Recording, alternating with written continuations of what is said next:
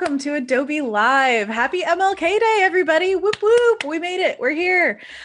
Today, we have a super special guest, Kat Willett. I'm so excited to be here with you. Yay.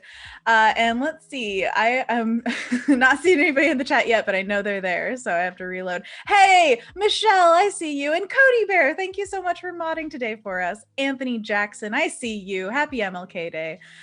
General Kenobi is still here in the chat. Absolutely. Hello there, General Kenobi.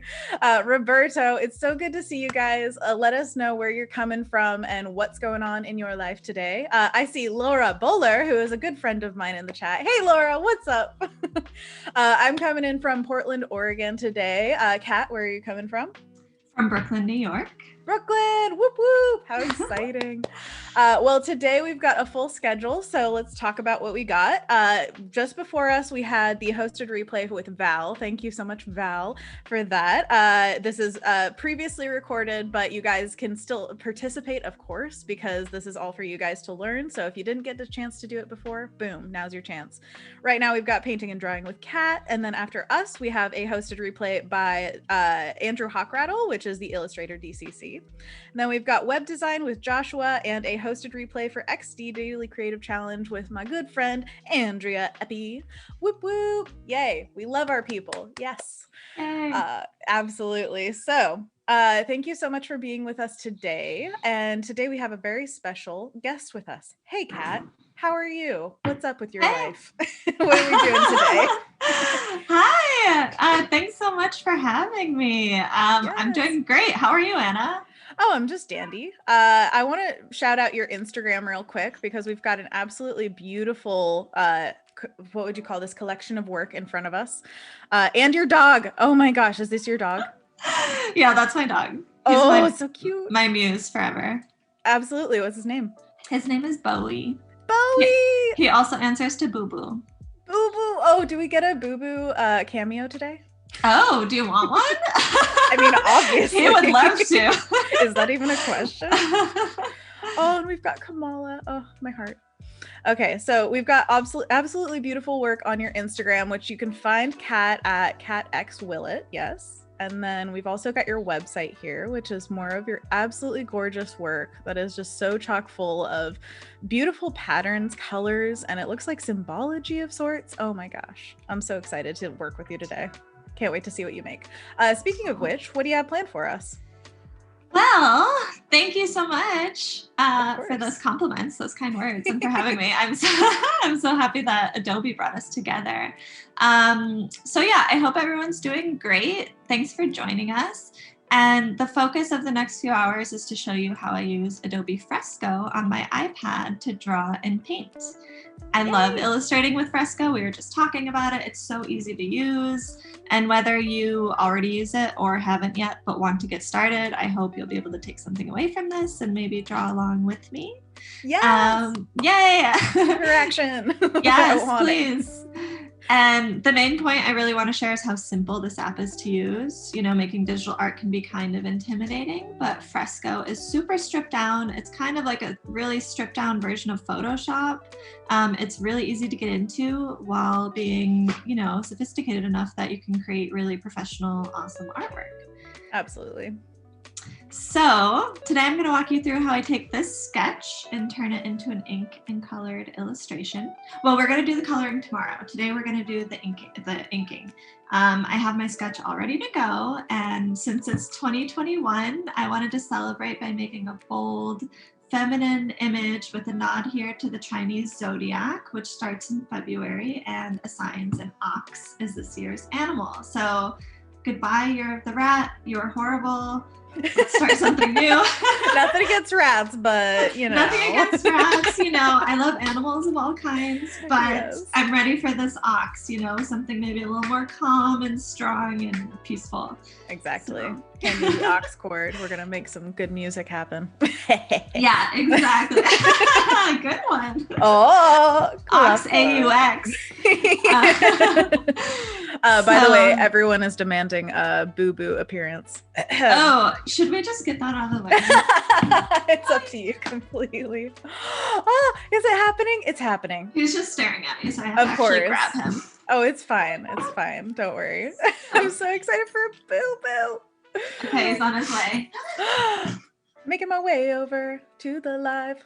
Oh, he's a good boy. I can already tell. I can sense the vibes in the room. Guys, he's playing hard to get, like, even though he's always I totally understand. In Let my it face. happen. It's okay. But we don't force the talent onto screen. Oh, hey, buddy. Oh, cutie. Oh, he's got the most beautiful little, like, you know, eye covers, whatever you call that in marking land. Oh, is that an eyebrow? Oh my god. That's his little eyebrow. I love it. Oh, he's just the best. Go Bowie. Go Bowie. I woke him up from a nap. Thank you so much. You'll see him, if you connect with me on Instagram, you'll see him all the time in my stories. If you don't have incentive enough already, follow Kat. Yes, to see this little angel. He's so silly. Thanks, guys. What an accepting audience. You want to see my little crazy accepting? Are you kidding me? They're what do you call it? Like a digital mob saying, "Give us the dog." Give us Boo Boo. I know, he gets so much attention. Yes. From everyone everywhere. Cody asks, "Mini Aussie?" He's not a mini, but he's not really a full big boy. We don't really know. He was rescued from a puppy mill where they were breeding minis. Oh wow. And all of his litter mates were like really tiny. And after we got him, he just kept growing. But he's smaller than a full. He's just himself. I love the idea that you're like, how big will you be? I don't know. we thought we were getting dog happened. Yeah, you know, we live in New York City, so we thought we would have like a tote bag sized dog that we could bring on the train. And it didn't quite work out like that. But I've always wanted a big dog, so I'm really happy. I just love him for who he is. Yeah, exactly. All shapes and sizes are welcome here. I love it. Yes, exactly. Oh, thank you so much. The chat also thanks you, by the way. Oh, thank you guys. He loves, Bowie loves everyone. If he could meet you in person, he would just be jumping all over you. Oh, all the pets. With happiness. All the pets. All the pets. Exactly. Well, so should we dive on in? Absolutely. Show us how, what, and where. I don't know what you're drawing. What and where? Yeah. So what, where, when. But why? Who is this? Is this wonderful woman and this ox? What is this New Year's poster? And I think I'm gonna go through Adobe Fresco, assuming like that you've never used it before. So I'll kind of call out what I'm doing and where I'm clicking and why as I go. So if you already are familiar with Fresco, just bear with me. Maybe you can draw along. And if not, maybe this will be a nice little. No, Siri, I don't need you. A nice little tutorial. Absolutely. I always need like the new tips. You never know where they're going to come from. So a nice refresher can always yield new tools that we had no idea about. Totally. And I love watching other artists and seeing how they work, because even if I'm really familiar with an app, they might just have a little like trick that I don't know about that I can add to my workflow. So we're going to go over like making new layers. I'll show you some of my favorite brushes, working with a sketch. So I guess that's where I'll start. So I'm going to go ahead and flip this now that you've seen the whole image. I'm going to flip this horizontally. Okay. And kind of zoom in on the part that I'm working on. Absolutely. So first things first, layers. So you'll see here on the right hand side, this is my layers panel, and these are all my layers. So the only one that I have visible right now is my sketch. And to make a layer invisible, you can click this little eyeball, turn it off, turn it back on. So I'm gonna make another layer that will be for my inked line work. And you might be wondering why my sketch is pink. I always make my sketch I do love pink. It's my favorite color. Okay. But I always make my sketch a really bright, obnoxious color because it shows up better against my black line work. Sometimes I'll change my line work into a different color than black, but normally I'll start with black, and then it's just easy to see what I'm working with so that they don't like blend together. That is a great tip for if you just want like phases of sketches to go through, if you like that style of workflow where you're refining, then yeah, keeping them different colors, you're not struggling against your own marks. You know, exactly. And sometimes I'll make changes, you know, and then I can sort of compare them, and I can really easily see like, oh, the pink is the old hair, you know, the black is the new hair formation. Which one do I prefer? Absolutely. And then here on the left, we have our brushes panel. So I'm going to go ahead and click on our pixel brushes, and you'll see next to each brush, there's a little star. Mm-hmm. When you click that star, it adds it to your favorites. Yeah. So you can create a roster of your favorite brushes, which I'm going to start with now. So excellent. I think I'm going to go ahead. So Kyle Webster, shout out to him. He makes incredible brushes. Oh my God. Photoshop, Procreate, Illustrator. He makes all the brushes for everything. So I downloaded some of his brushes for this project. Fantastic. And I love, he has this whole like comics inking set. That's for incredible. Sure. Do you use them? Oh, all the time. And he uses them also. He's a regular here on Adobe Live. He has drawing time. And amazing. Yeah, it's really cool. Very interactive as well, because he'll do like, I'm going to draw whatever the chat puts together and like do it in 30 seconds or whatever, you know, and he just does this amazing, like, oh yeah, I'm just drawing, just, you know, breaking down those barriers of, you know, sometimes it's scary to face the blank canvas or whatever, you know, your struggle is with it. And he's just like, no, make marks, draw the things, you can do it. Just do it. He's a wizard. I really admire him. Sure. I need to watch one of his streams because I use his brushes all the time. Absolutely. He's a wonderful teacher as well. So if you guys want to ever learn more about Fresco and just drawing in general, he's your whiz. So good to know. I love this clean as a whistle brush, so I think I'm going to start here. I'll probably change brushes a bunch of times throughout, but this is a good starting point. It's like really smooth. It's nice for good, crisp line work. Absolutely, which we see a lot in your style. Like throughout your portfolio, it seems like a consistent thing is that you really love the crisp. I do. I studied printmaking in college and I did etching. Oh, exciting. So I feel like the line work element like stayed in my work, even though I don't print anymore. I love that though, like seeing influences. You can definitely see that in your work. It feels like it could be a print. That's so cool. Oh, cool. Yeah, lines are so important to me. So I feel here. Oh, sorry, go on. Oh yeah, no, I was just gonna say I'm gonna grab a color and then we'll chat while I'm inking because that's kind of like perfect. Not the boring part, but you know, I'll be doing it for a while. Right. Brain can do other things as well. Yeah, we'll chat while I'm doing it. So when I click on this colored circle here, that brings up our color wheel, and you can scroll around it and pick a color just like in Photoshop or other apps. But what I love about Fresco is it has this quick black picker. So you can quickly go from white to black, since those are like, you know, obviously the most common inking colors that we use. For sure. And then down here, you see all the recent colors I've used, which is cool. So, you know, if you use a color and then you switch to another color, it's not lost right away. You can easily come back and find it here. But I'm going to start with black. And then here, this is my flow. So if I turn my flow down, the brush is going to be a bit more opaque. And if I turn the flow up, it's going to be solid. So I'm going to start, with this clean as a whistle. And then I'm going to turn down the size of the brush right here and make it pretty thin. A little thinner than that. I like that you just like try it out on the canvas to see like what the width you want is. It's like so much trial and error for me. And different parts of the drawing are going to like ask for different thicknesses of ink, you know? So I just test it until something feels good. And this one's pressure sensitive, right? So it thick to thin based on how much pressure you use. Exactly. So, you know, I'm pressing really hard right now. Here I'm pressing super softly, and you can see it's really just a tiny bit of shading. You can barely see it. Can you even see that on this? Yeah. Yeah, barely. Well, and then as I press harder, you know, it gets bolder. So that's something I just love so much, since I have like an analog art background. Drawing on the iPad with Fresco and the Apple Pencil feels like I'm drawing in a sketchbook or something, or, you know, on paper with ink. Like it's so natural. Absolutely.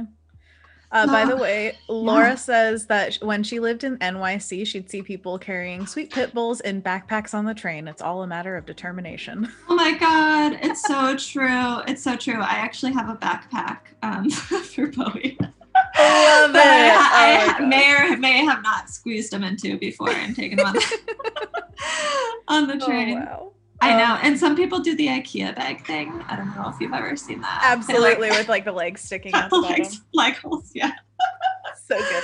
Very natural Yeah. for the dog. Oh my God. Yeah. You need like a really sweet dog to put up with that.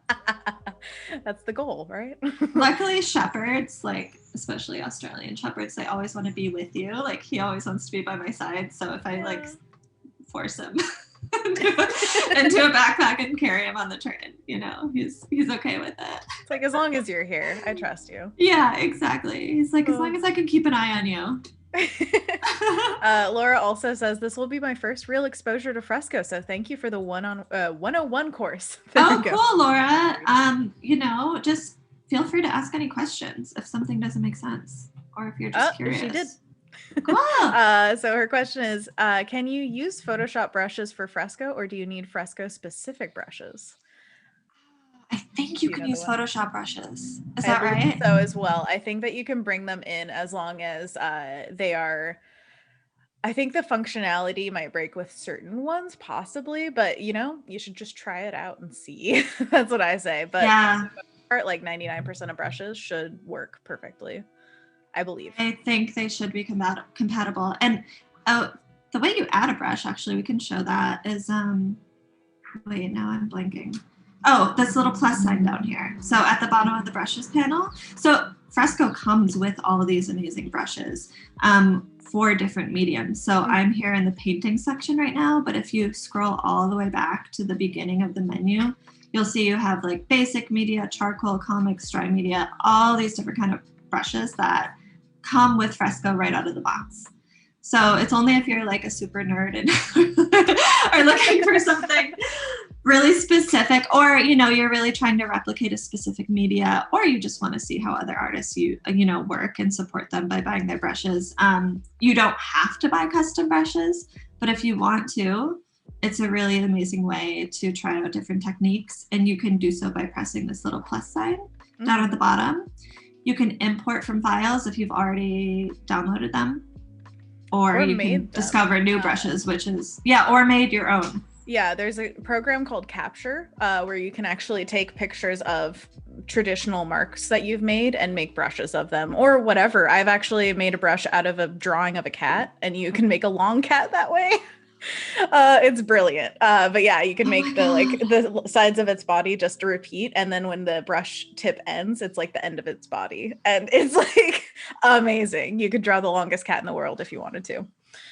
It's great. Oh my God, I love that so much. Capture. Yeah, I've made brushes in Photoshop too out of like textures. Like you can paint with watercolor on a sheet of paper, or even like crumple up a piece of paper, take a picture of it, and then make a brush out of that. Love it. Yes. There's so many possibilities. Yeah, exactly. I've been at demo stations where they're like, here's a bunch of art materials, make a capture brush. And it's endless and such a fun program to use because it really is very intuitive. So shout out to Capture. And that works as well with Fresco. So very easy to import your brushes for that. Amazing. Yeah, they all kind of speak to each other, which is really lucky for us. That you can just, make something in one program. Exactly. Exactly. I also use Procreate a lot, and I find that Fresco and Procreate are really synced too. You can send files directly from Adobe or from Fresco to Procreate and vice versa. Nice. And you can use the same brushes in both. Which is nice. And the same with I believe Photoshop on the iPad. Obviously you can access the files and everything, so if you wanted to throw like an adjustment layer on there or something, boom. And then I haven't used Illustrator for the iPad as much just because I don't use Illustrator, but I think that people who do use it are like very happy with Illustrator. I've heard the same thing. I actually also don't use Illustrator, but I've heard that it's really great. We love that texture. The And pixels. Yeah, I'm like all zoomed in here. So as I draw, I usually turn the sketching layer on and off just to see what I'm doing, because it's easy to get like really absorbed into your work and then, just rely on the sketch always being there. So I like to get rid of the sketch and make sure that the line work can, stand on its own. But make sure you're drawing on the right layer, because I do that all the time where I draw on the wrong layer and then I have to start over. It's rough. Like a million times a day. So, I know. You know the feeling. Oh, very well. The frustration. By the way, Fairy is asking, how do you sketch that smoothly? Like your lines are so flowingly smooth. How is that possible? Oh, thank you so much. Well, I use a sketching brush, like a graphite. But this is like, you're seeing the final sketch. I usually do like 4 sketches. And the first one usually looks like this. Yeah, of course. So, but I do think from printmaking, I do have a pretty steady hand, which I'm grateful for, but it just takes practice. Once you sketch your composition out and then add your elements in and refine them with each sketch, and then you can slowly delete the old layers, and you kind of naturally end up with the smoothest lines out of all of them. But I also like to sketch in Procreate because it has a grid. So I'll often make my sketch in Procreate, and then especially if I need straight lines like this, I'll use the ruler, and then I'll bring it into Fresco and do the inking and the painting. Right. Have you ever used the ruler in Fresco? No, I don't even know how to use it. Bottom right-hand corner, there's a little ruler icon, and that's how you bring it up. Oh my God, that's so cool. What happens if you do 100?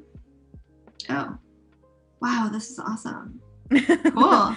More ruler stuff. But yeah, I love the cross compatibility as well. As long as you have all the tools you need on the iPad, it's pretty it's just so artist friendly. You're like, so okay. Artist friendly. It really is. And I like to use a guide to make my sketching lines super straight, but then I like to hand draw over top because it looks more natural. Like I want it to look like a human did it. Humans, what? Overrated. What are those? Computers make art. Exactly. So I didn't talk about the eraser, but the eraser is really, self-explanatory and amazing. But the eraser comes in all the different brushes too. So you can actually erase, with a specific texture if you want, which is really awesome. And a lot of people use the eraser as, a drawing tool. I love it. So I'm just going to continue inking here. Also, Eduardo is saying, how do you get smooth or perfect ovals? Oh. For the circles in your background, were those hand drawn too? The circles in my background. Yeah, you've got like the pattern based on them. Yeah. Yes, but they started off really wonky, and then like I was saying before, I did several layers of sketches. You de-wonkified it by the end. Yeah. But you can use the shape tool to make shapes, polygons, ovals, or circles, which is right here. Or you could even take a picture of a glass or something and bring it in and trace it to get a perfect circle. Or there's so many ways. Yeah. Love it. By the way, Anthony Jackson feels the pain. He says, I draw on the wrong layer all the time. You can see it in some of my streams, because Anthony Jackson also streams here on Behance. And oh my gosh, yeah, the pain of knowing how long has it been? How many marks are on the wrong layer? Exactly. How long have I been doing this? I'm glad you feel my pain. I'm sorry that happens to you. They just need to make an option to copy everything you've done in the last 5 minutes and paste it onto a new layer. Oh man. Wouldn't okay. Adobe, amazing? Are you listening? I love it. Please. Yes. You guys have probably also noticed that I keep hitting the undo button, which is my best friend. It's right up here. The back arrow, and then the real. redo. The love is real, they're really looking out for us, because if we didn't have that undo button, I've noticed, we were talking earlier about doing like watercolor paintings, traditional, like in real life.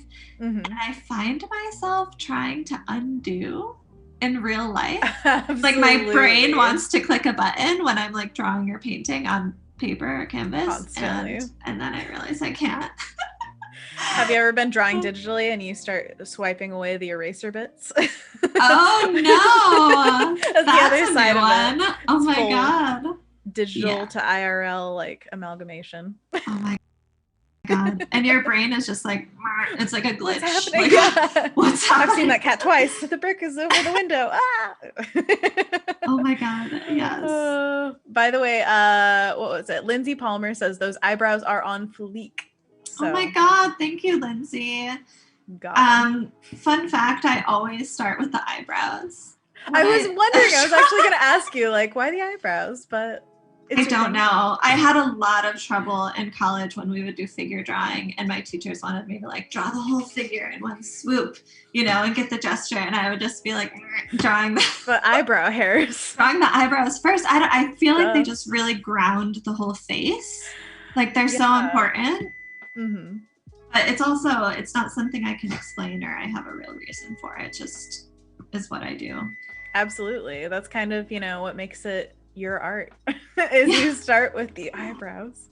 I just love that idea of like, of all the things. Oh, but we love the eyebrows, obviously. People are calling them out. So you got something going there. Thanks, guys. Also, for lines, you'll see that I'm like, going from thick and thin, often that's me pressing harder and then lifting up. So when I'm doing this line, I'm stroking really lightly at first. Now I'm pressing hard to get that nice thick line, and then lifting up at the end. So I feel like when you build lines that way, they look more organic, number one. And also they hide imperfections. So from afar, you get the impression that things are more three-dimensional and clean, you know? It gives it, even if they're not. Implied weight, like a visual cue to tell you. That's awesome. That's kind of great word, like phrase, implied weight. Making things up, you know? Yeah. But it just makes me think of like maybe our brains as humans see some kind of like it almost mimics shadows or something, and the thicker the shadow, maybe the more the form stands out, possibly. But that's just, you know, pseudoscience from an artist. So no, that actually sounds pretty valid. Yeah. Oh, I love that. Oops. So my hand just slipped, so I'm just going to start over. All over again now. All over again from the very beginning. At the eyebrows. At the eyebrows. Why don't I just leave it at the eyebrows? Like, that's all we need anyway. Martha says she'd love for you to draw her current unibrow. So, oh my God. Get on it. You know what? I need to draw more unibrows in general. I need to like draw more diverse eyebrow shapes. Right. You're Frida Kahlo, your inner Frida. Oh my God. You should send me a picture of your eyebrows and I will incorporate them into my next illustration. Martha, you know her socials. Get on it. Yeah. I love it. I want to see them. Oh my gosh. Also, Anthony Jackson says, that's so interesting you start with eyebrows. I'm the exact opposite. The eyebrows are the very last thing I add to my characters. Oh my God. That's awesome. I love it. But I feel like they still must be really important if they're the last thing that you add. Yeah, like maybe. The finishing touch, right? Exactly. He sees it as a cherry on top and you're like, yeah, you eat the cherry first. And he's like, no. You save it for the very last. I'm totally the type of person who eats the cherry first. I love best that. part right now. I love that.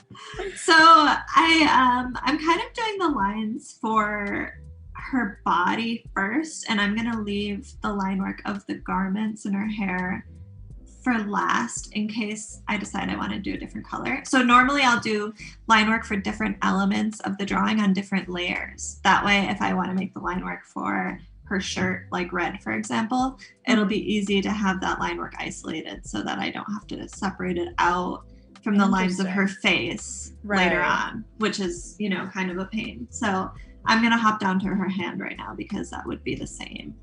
it'll end up being the same colors at the end. Oh, very interesting. Yeah, you're thinking ahead like that. So much. You know what? That's also like the printer in me. Absolutely. You're thinking like, well, production wise, this would be very intuitive, I guess. That's awesome. Right. Like, oh, this has to go down first. But that said, I'm like not the most tech savvy, and I know that there are other ways to do everything I'm doing. That probably, I don't know, might make sense, more sense to other people. Absolutely. Yeah, you never know. But I get where you're coming from for sure, that if the skin's going to be a color, then you want the lines to correspond. Also, Sherry is asking, what brush is this that you're using? This is Clean as a Whistle, right? Yeah, this is Kyle's Clean as a Whistle.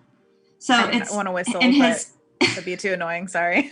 I can't whistle, so there you go. But it's in his Inkbox portfolio. Okay, cool. So I feel like even if you just Google like Kyle Webster Inkbox, you'll probably find this set. Or find it with the Discover tab. That's what I did. Ooh, with the Discover tab. Yeah. I love that. It just sounds like an infomercial. Find it with the Discover tab. With the Discover tab. There's millions of brushes out there waiting for you. It's true, honestly. Oh my gosh. Do you ever get intimidated by the sheer amount of choices that you have for brushes? Yes, I do. And I also sometimes feel inadequate because I end up using like the same 3 brushes over and over.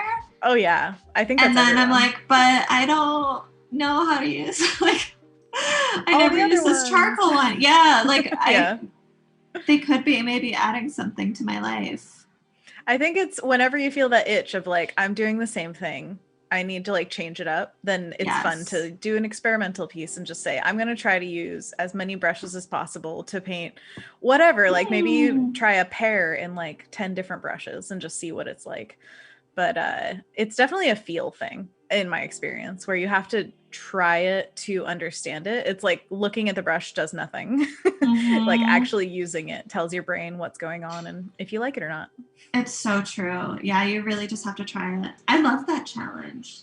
Like drawing something with as many brushes. I recently, I also want to give a shout out to True Grit Supply.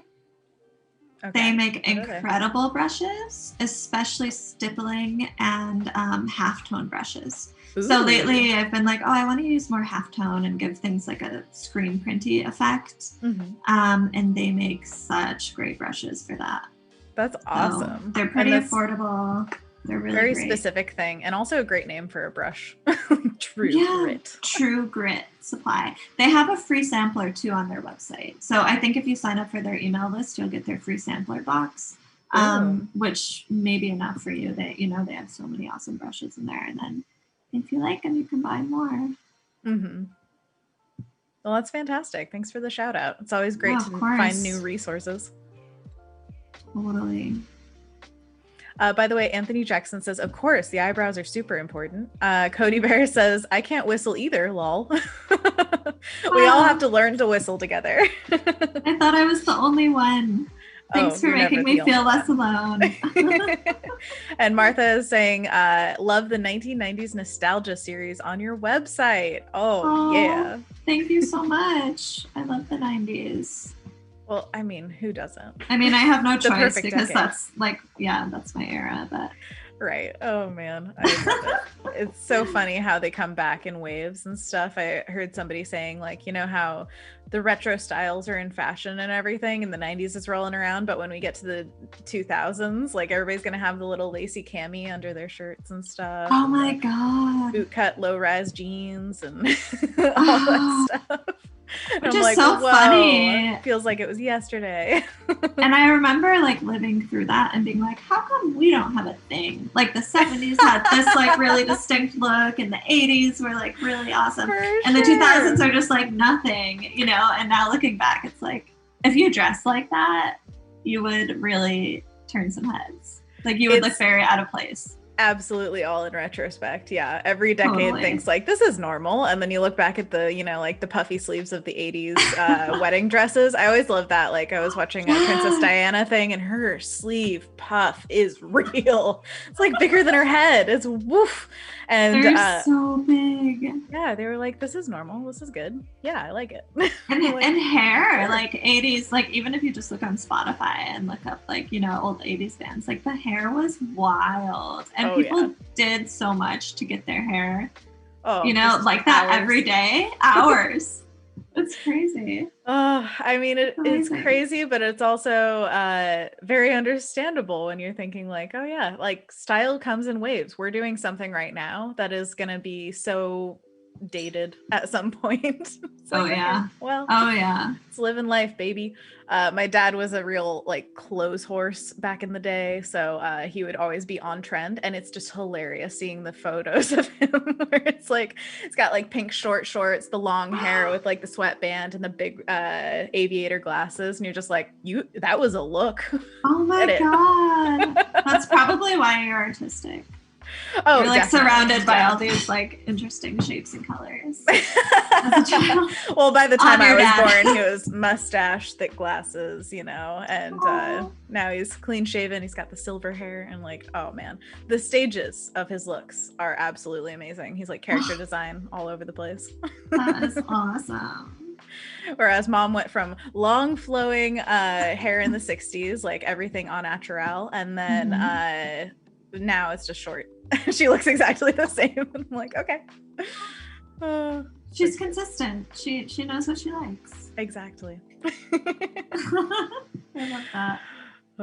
But yeah, the trends are always really fun. And also in art, feeling like you're experiencing nostalgia or any kind of strong feeling. Like I think that is our goal, right? Is to evoke something from people. And so boom, you're doing that immediately for Martha. And everyone else viewing it.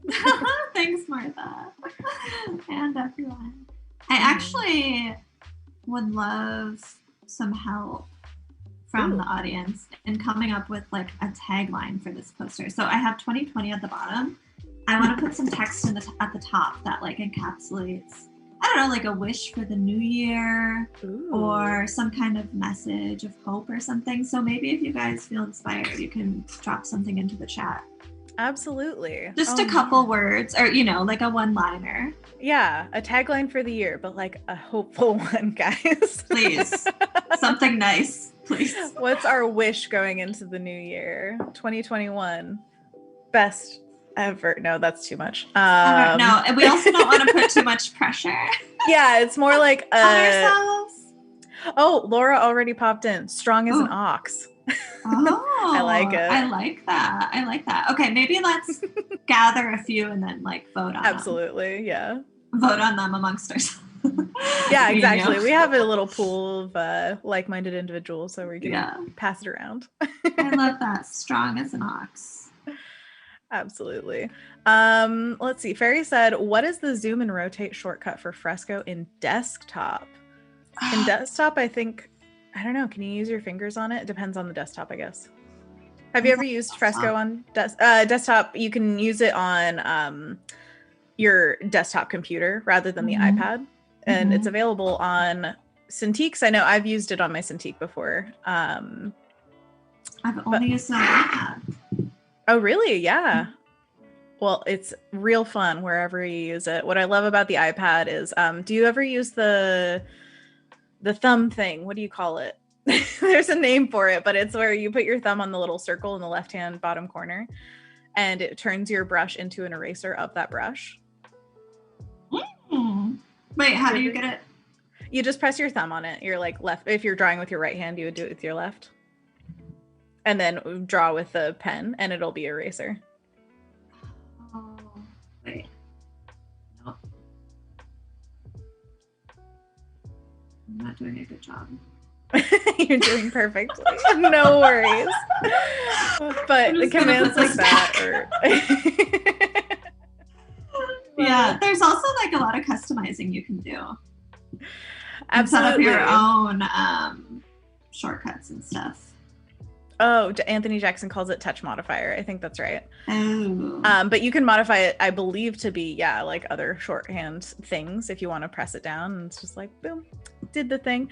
Also, let's see. Martha says something about work. Oxes are working animals. Eric says women to the rescue. I love that. Love that.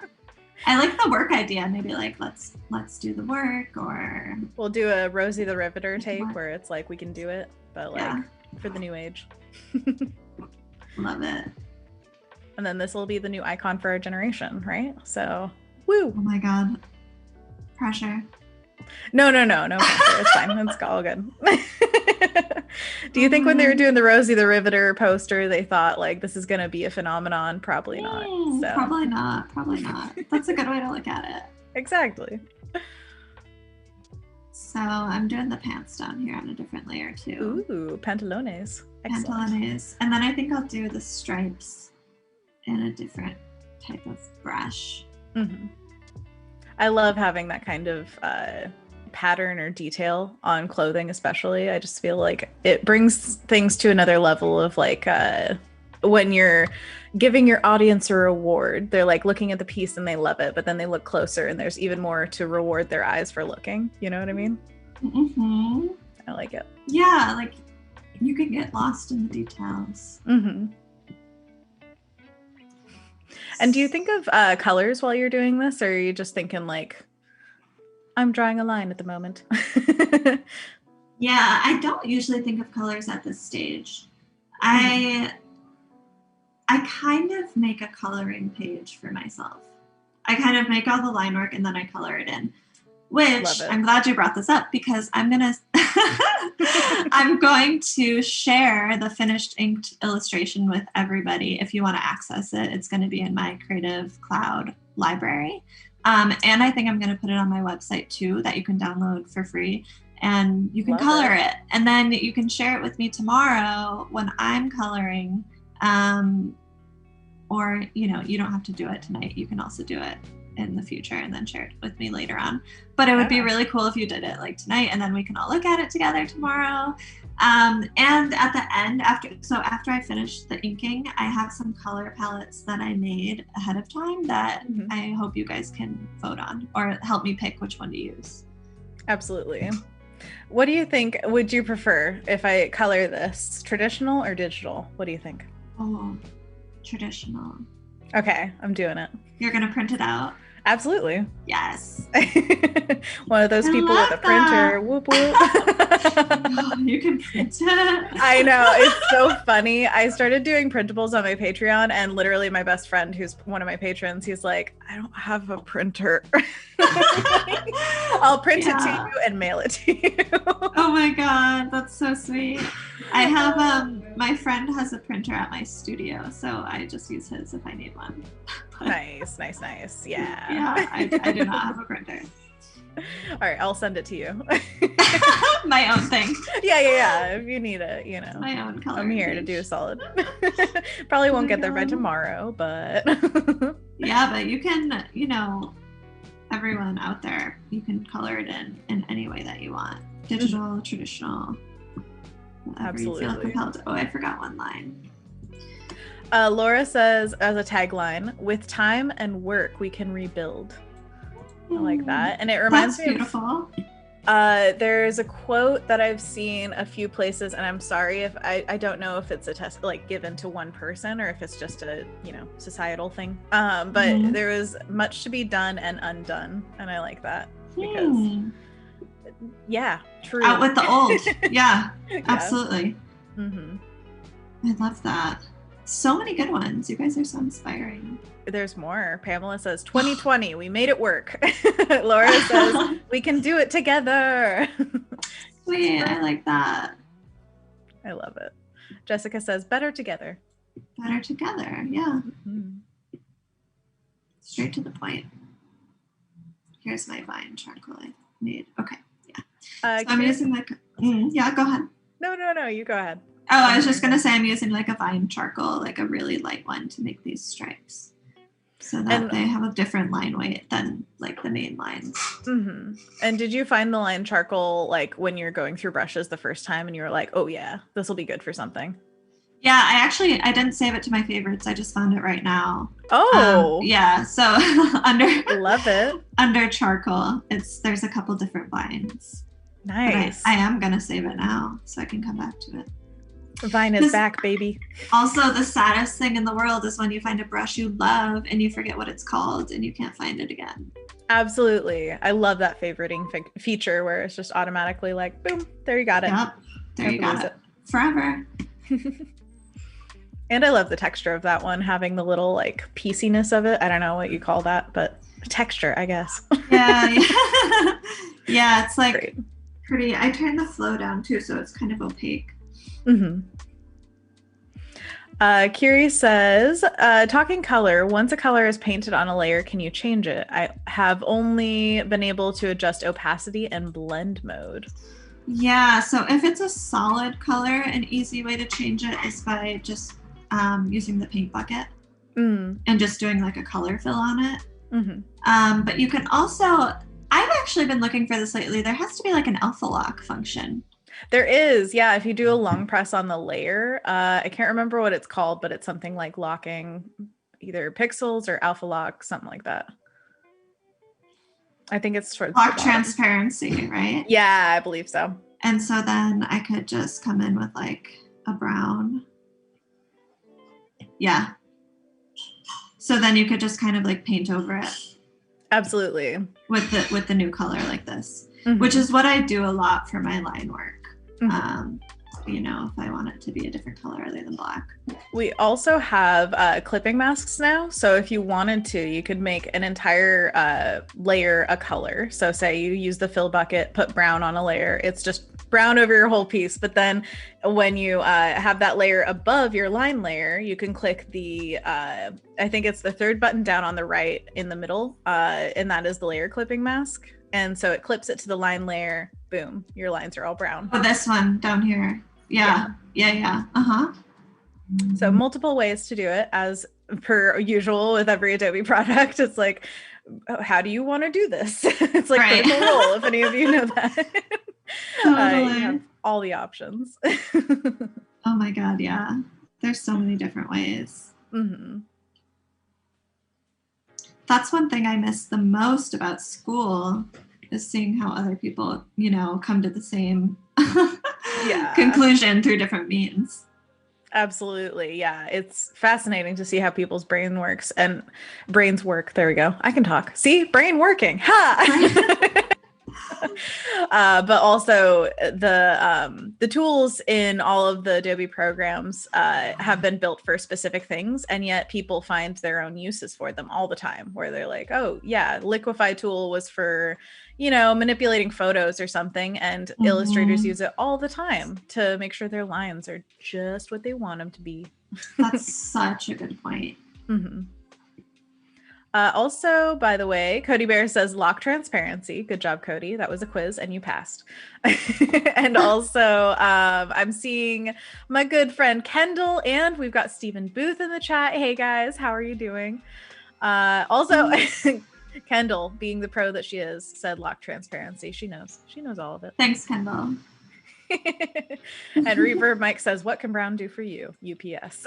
Yes, so we apparently chose brown as the example color. Boom. Oh, I love it. Love it. Love it. And Antonia says, I'm completely new to Adobe. Well, welcome. Hi. Great place to be if you're new to Adobe. Woo. Make a drawing with us. Try it out. Absolutely. And color it. Boom. And color it. Yeah. I'm so glad that you did a coloring page for us too, because I need to do stuff that's like that. I think that sometimes being an artist professionally, you forget that like you can relax and do art, and it can still be a hobby and like fun too. And I think that's a perfect place for coloring pages, because all you have to do is concentrate on one thing rather than designing, line weight, all that stuff. Like you took care of the heavy lifting. All we have to do is color. Yeah, because sketching for me is the hardest part. You know, absolutely. That takes making the image, making the composition. deciding where different elements are going to go. So once you take that out of the way, it's just like relaxing. For sure. Like, yeah. Your brain can kind of go into flow mode much more easily. Totally. I know. That's why, like, when I'm making a sketch, I can't really do anything else. I can't talk to anyone. I can't be listening to music. Like, I just really have to focus. But then when I go into the coloring phase, I can like put on a movie, listen to a podcast. You know, it's a little less like mentally draining. Absolutely. And you guys should look out for that, especially if you're new to the art, you know, doing art in general, new to the art, then the art of art. Yes. Pay attention to how your brain works and when it gets frustrated and when it's happy and what those surrounding factors are, because we're all very different. But you can find some through lines like that. I do think that designing is much more of a focus on your form kind of exercise where you're like, okay, I have to get this right. I have to be present. And then when the like whatever phase hits that you're just kind of mindlessly grooving, that's the flow state that you can get into, then yeah, just try to get to that point. I would say, because I think flow is what most artists are trying to achieve at most times. And allow yourself that like ability to change, like set up your space in a way that works around the way your mind works. Like set up your day, you know, get the sketching done in the morning if that's the most, you know, or maybe you're a night owl and you get really inspired at, you know, at night, but whatever it is, like don't fight your own tendencies, I guess is what I'm trying to say. Accommodate your instincts, you know.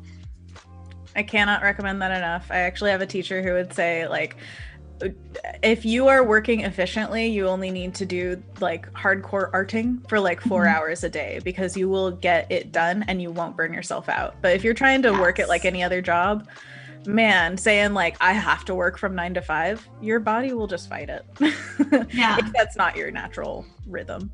I mean, you could draw for 8 hours straight, but you're gonna like blow your wrists out, you know, like you're not gonna have a very comfortable or happy career. Absolutely. So, and there's always like so much else to do. You know, you can research, you can, you know, take care of your tech, you can download inspiration, you know, even watching a movie or like reading a book can give something to your practice in some way. So it's so important. Everything. Yeah. It's, you know, the more of a full person and a full life you live, then the better your artwork's going to be, hands down. So true. So true.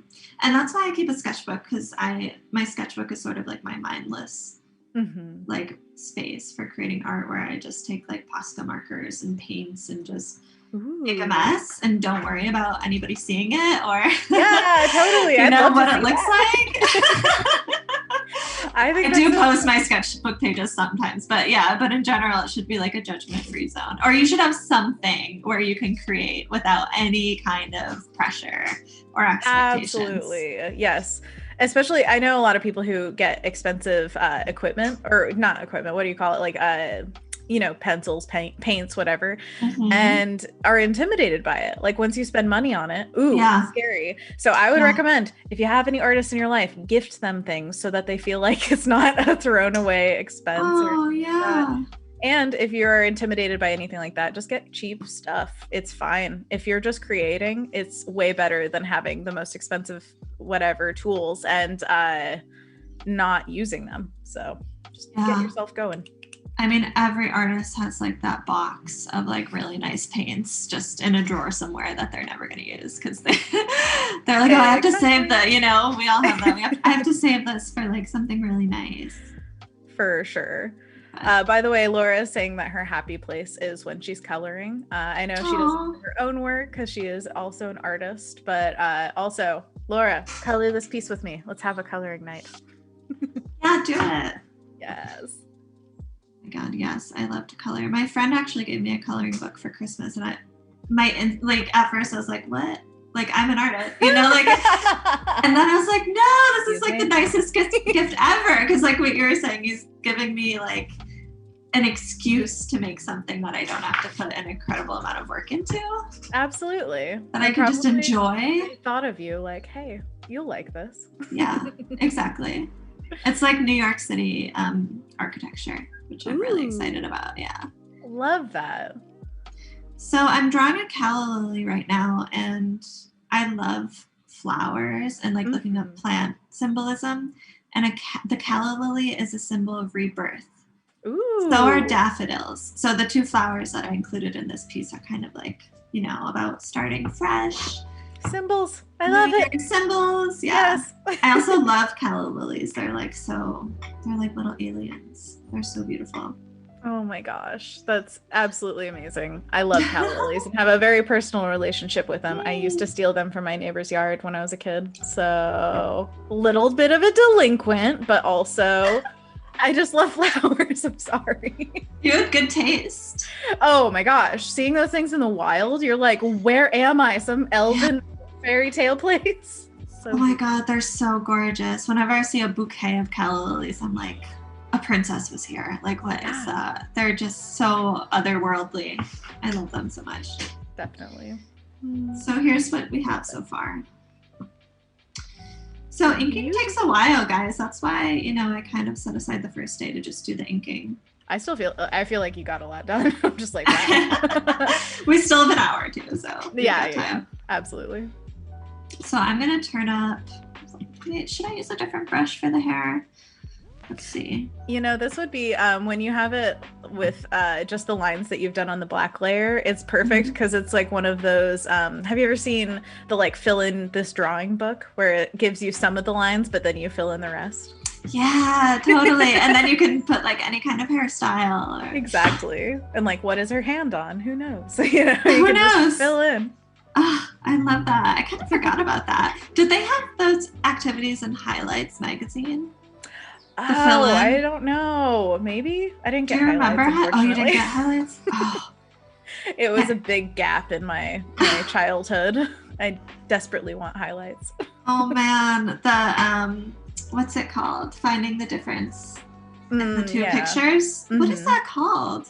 I think it's Spot the Difference or something like that. Yeah. I was obsessed with those. Have you ever made one? No, but I should. Yeah, do it. Oh my God, that's such a good idea. Absolutely. It'd be perfect with like any kind of patterning area too. It'd be so easy to like hide a little something, something.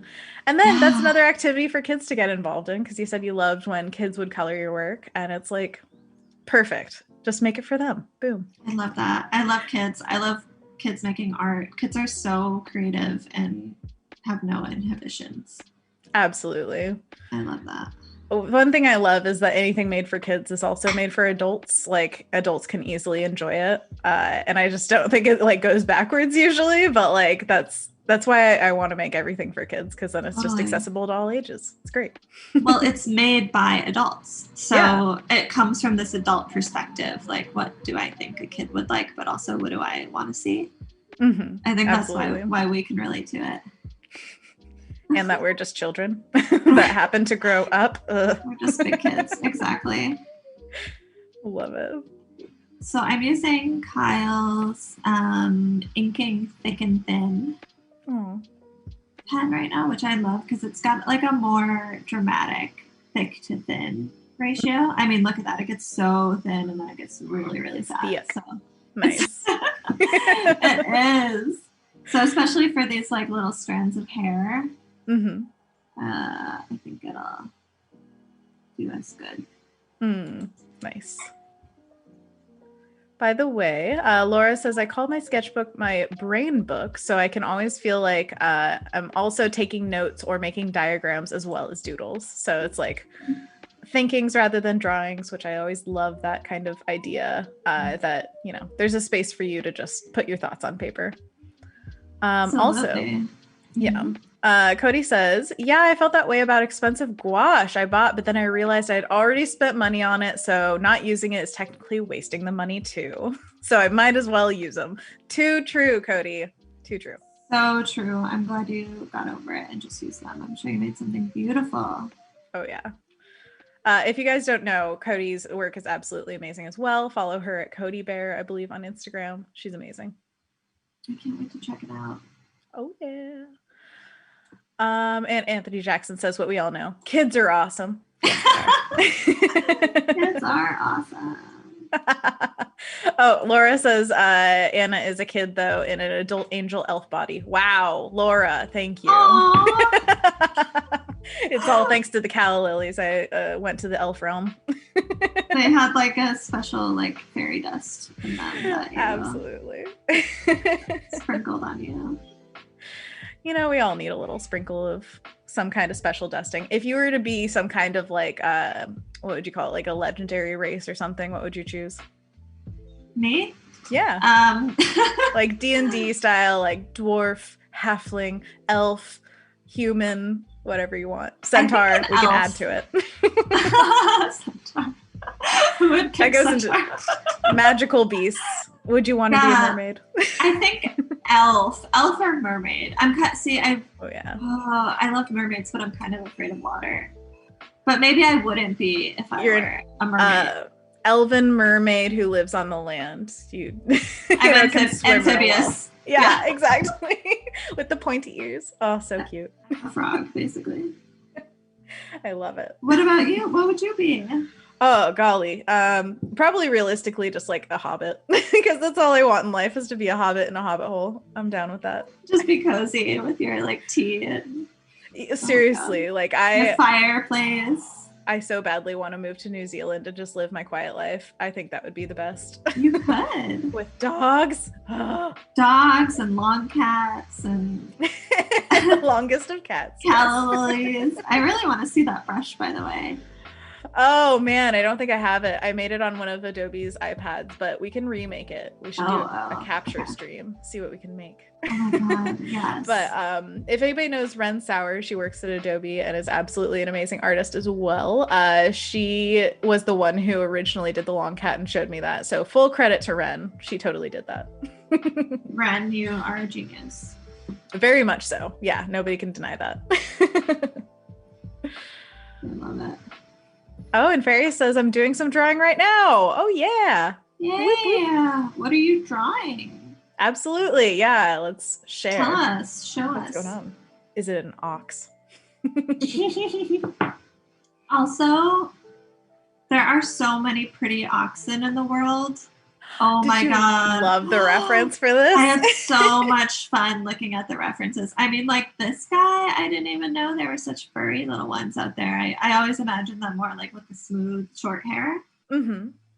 But there's like I think this might have been like a Himalayan ox. Oh, yeah. But there's so many cool types. Oh my god.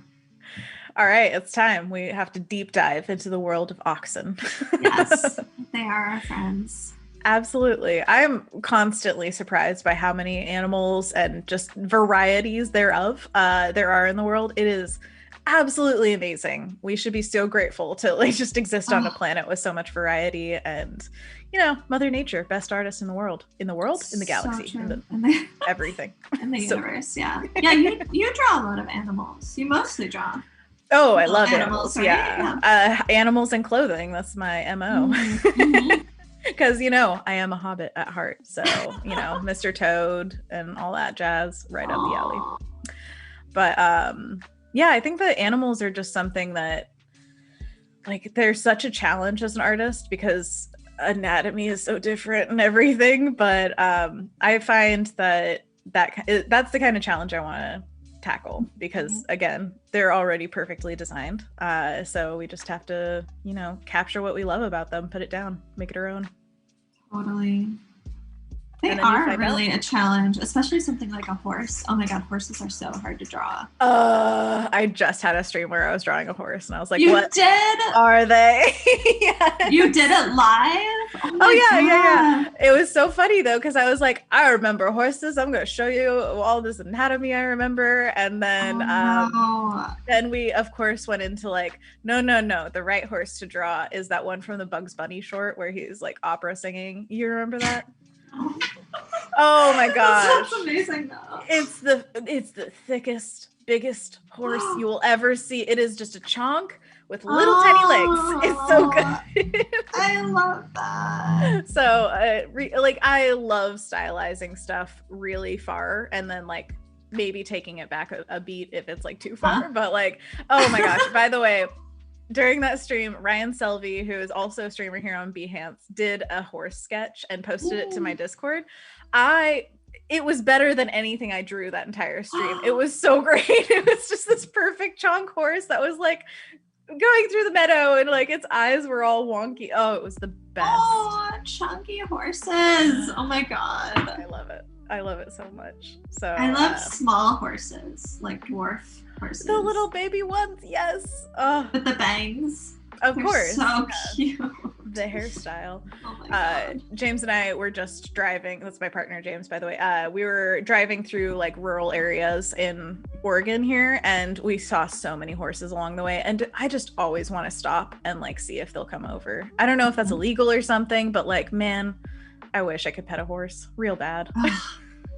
Or a cow. So sweet. Oh, cows. Oh my God. They're so gentle. Absolutely. And, like affectionate. Oh. But drawing either of them, it's like every time I have to draw like a cow or a horse, I'm like, what is this? Like, yeah. Literally, what is it? It's like alien. What? Yeah. That like, looks out of you. Where and what? This does not make sense at all, you know? Like, how can they hold up their bodies on these skinny little legs? Really absolutely. Crazy. Oh, cows are just a square. I love them. They're so good. They are. I should say rectangle. Yes, they're like a rectangle with little legs. I also put on like YouTube videos of animal facts in the background sometimes. So it's like, oh, you know, learning cows have 4 stomachs or whatever. Cats have 32 muscles in each ear. Like little factoids like that. They're built so differently. I don't know if we have any muscles in our ears. What? Is that true? About all those cat ear muscles? That's a real. Oh my God. 1 ear, 32 muscles. Wow. Crazy. I have a cat too, in addition to Boo Boo. I'm gonna check out his muscles. Yes. Oh my gosh. By the way, we have a Bowie fan club now. So you do? Yeah, obviously. If you want to see his cat brother, shameless plug, they're on Instagram.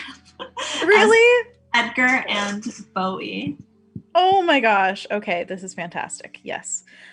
We have another shout out in the chat also. Mochi the Mini Cow is Kendall's favorite Instagram to follow. So we've got Instagrams, guys. Get your phones out. Oh my God.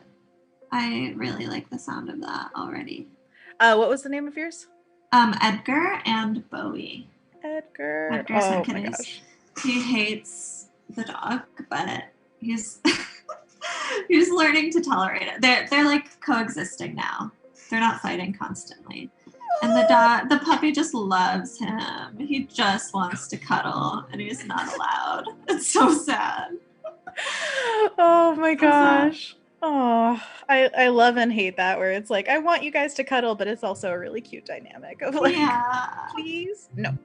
Please, no. He just like walks through the room, and the cat hisses at him. Like he doesn't even do anything wrong.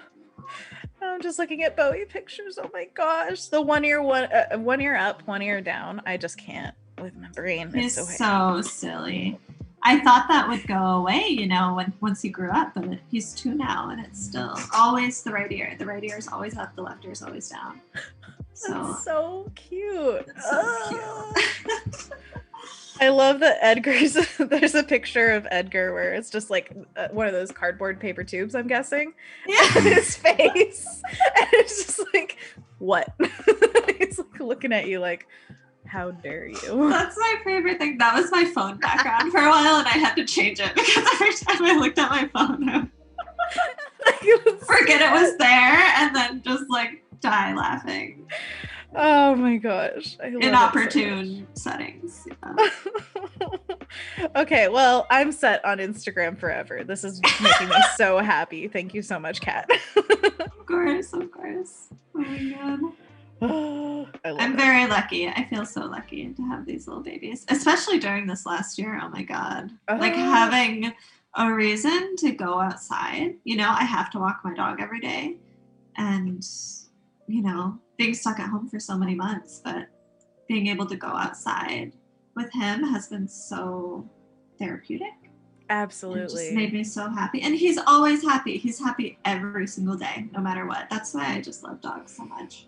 They bring such a good energy yeah, like you said, like nothing gets them down. Like I've seen plenty of animals, or like dogs in particular, go through some crazy stuff, and they are just like, yeah, okay, well, there's food in the world and like nature to sniff. I'm good. Let me run. I will run anywhere. I'll run on the grass. I'll run on the street. I'll run like if I can run, I'm happy. You know, they're so simple. Oh, I love it. But yeah, I desperately want any kind of pet, and our apartment right now is like 500 square feet, so I feel like that would be unfair. But in the future, I'm like constantly thinking like, so how soon is this future? Like, need the mammals now. It's in the cards for you, for sure. Yeah, thank you. Okay, someone who loves animals so much. There is oh, could that be the tagline? Animals in your future. Boom. Animals in your future. Just bring that to everyone. We have some kind of therapy animal to like take care of us. Oh, yes.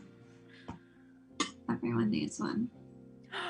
Cody Bear says, my husband and I are getting a new mini dachshund puppy in the near future. Very excited. Oh my gosh. I love mini dachshunds. Cody, can I, like, when we're able to see people, can I just come over, please? I need some dachshund therapy. Because Cody just moved to my part of the country, so I'm just very happy. We need to have a dog party. So you're going to meet this little baby. I hope. I would love to. I grew up with dachshunds, so actually mini dachshunds, so very close to my heart. There was recently actually this trending Twitter thing where people were vilifying dachshunds. I'm like, unfair. Okay. Why? First of all, because they're saying they're the like most aggressive breed or something. And obviously, first of all, there are no aggressive breeds. And also, I have always been around dachshunds, and I've been around some that are like territorial, but that's like, it's pretty normal dog stuff, guys. It's all in like the training. So yeah, every dog is territorial. You just have to train it.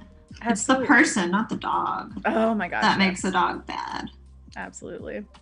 So I love dachshunds. They all look familiar to me because I grew up with them. They're like a sibling. Like I see their faces and I'm like, I know you. You're like, hi, remember? Yeah, exactly. You're all part of the same. I wonder if they feel that way about humans, or they're just like, yeah, I know you because I've seen your faces. They all look the same. They sure act like it. That's what I love about them. Oh, so good. I grew up with a golden retriever, so I feel the exact same way about goldens. Every time I see one, I'm like, hey, remember? Absolutely. Oh, yes. Goldens are amazing. I love them so much. Oh, they're so sweet. Cody, are you going to get a long hair mini dachshund or Good short question. hair? Or wire hair? Oh. What's wire hair? Like the curly? Yeah, it looks like they have a beard and a mustache. It's almost like the Scotty dogs, you know, kind of, but like the hair's more wiry because it's wire hair. But yeah, they look like they have a little old man beard. It's so cute. Oh my God. Okay, I have to look that up. Yes. That's what I'm doing after this. Oh man. Cody says, definitely will. Oh wait, let's see. It scrolled. We have a mini dachshund right now named Vienna. My little Vienna sausage. Our new one will be named Pepperoni, Pepper for short. Stop it. Brilliant, Cody. Stop it. Oh my God, that's too good. So good. Little Vienna, little Pepperoni. I like Vienna because it's also a pretty name. Yeah, it's beautiful. Like it's got the sausage reference and it's just cute. But with Pepper, you could call them pepperoni when they're little youngins. Oh, or Pepe. Oh, so cute. Oh, I love it. Also, Laura is saying when she buys a big house and a backyard, I can move into her basement and help care for the chickens. Thank you. Thank you. Can it be like a hobbit hole? Then I'm in. That sounds like a dream. Oh, and Jacob says protect dachshunds at all costs. I love that. Awesome. Thank you, Jacob, for chiming in. Jacob is running our production today. So everybody thank Jacob. Round of applause. Yay. Thank you, Jacob. Couldn't have done it without you. Absolutely. Oh, Kendall is just talking about a dog video that she saw about temperaments. It said they're independent thinkers because they were bred to chase down badgers away from their owners. Yeah. And I mean, badgers, honestly, I didn't know that. Yeah, German breed, bred for badger holes. I mean, that's why they're supposed to be like long and tiny. It's like, go in the hole. It's so silly. But the only behavior I've seen as like a vestige of that is digging, which I love seeing a dog dig. I think it's one of the cutest things in the world. But we've never been precious about our yards, so. Yeah, I know. I can get why it's a problem for some people, but right. When I take Bowie to the beach, he always digs a huge hole. Actually, not a little hole. He digs a huge hole. Yeah. And it's just the cutest thing in the world. He could just go all day. Oh, just like, all right, this is what I do at the beach. I mean, I dig. Gotta dig, deeper. I mean, imagine the smells at a beach. Like, there are layers of stuff going on there. If you like found a clam or something, what would you do? Yeah. He plays with little seashells, he loves to roll in the dead fish. It's just... charming as all get out. Go, Bowie. It's just a wonderland. Absolutely. Of disgusting smells and, beauty. Which is exactly a dog's favorite place to be. Disgusting smells, get in there. Oh, yeah. That's paradise. Absolutely. Oh, I'm still working on the ox right now. It's ox time, baby. Just a reminder to you guys, if you are watching on YouTube, by the way, thank you, but also come on over here to Behance so we can chat together. I would love to see you all, because we do simulcast to 2 platforms, so just come on over to Behance, behance.net/live. That's right. Advertisement there. And just a reminder also, on Behance, we have a lot of our creators here on Behance, meaning you guys, anybody who contributes to the ecosystem that we have going on here, you are able to stream as well. So if you want to become a streamer on Behance, you just go to your profile picture and click on it, and it will have a little option to go live. And that's all you need. I recommend OBS if you want to start getting into streaming and things like that. And if you follow anyone on here, then you will automatically get notifications when they go live. So just a little tippity tip for you if you like streams. Super exciting. Absolutely. Would you ever consider it, Kat? Yeah, I totally would. I don't really have a history of using Behance, but now that I, created an account and got into, I'm getting into it through this experience. Excellent. Yes. I would totally get into it. Stream. Yeah. It's actually surprisingly easy to set up and everything. So if you ever want to do that, I am here for you and I can help you out. Thank you so much. Yeah. Absolutely. It's really such a good way to connect with people.